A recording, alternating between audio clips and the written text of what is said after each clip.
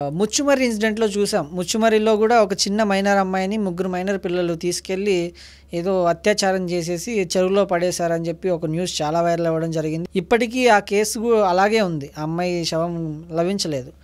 And ఇంకొక విషయం ఏంటంటే అక్కడ గూడా సోషల్ మీడియాలో లేకపోతే యూట్యూబ్‌లోనూ కొన్ని అసభ్యకరమైన వీడియోలు చూడడం ద్వారా అది ఎలా ఉంటుందో ట్రై చేయడానికి ఆ అమ్మాయిని తీసుకెళ్ళామని చెప్పి ఆ మైనర్ పిల్లలు చెప్పడం జరిగింది. ఇదంతా చూస్తుంటే సోషల్ మీడియా కానీ ప్రజెంట్ మనకున్నటువంటి సీరియల్స్ కానీ సినిమాలు కానీ ఎంతలా ప్రభావితం చేస్తున్నాయి ఒక చిన్న పిల్లాడిని అనేది మెయిన్ ఇంపార్టెంట్. నిజంగానే ఇప్పుడు మనం చూస్తున్నటువంటి సినిమాలు ఎన్నిసార్లు నరికితే అంత టీఆర్పీ, ఎంత క్రూరంగా చంపితే అంత టీఆర్పీ. ఇవన్నీ జనాలు చూడడం మానేయాలి. ఫస్ట్ చూడడం మానేస్తే వాళ్ళు తీయడం మానేస్తారు. ఇక్కడ జనాల తప్పు ఉంది. జనాలు చూడడం మానేస్తే వాళ్ళు తీయడం మానేస్తారు.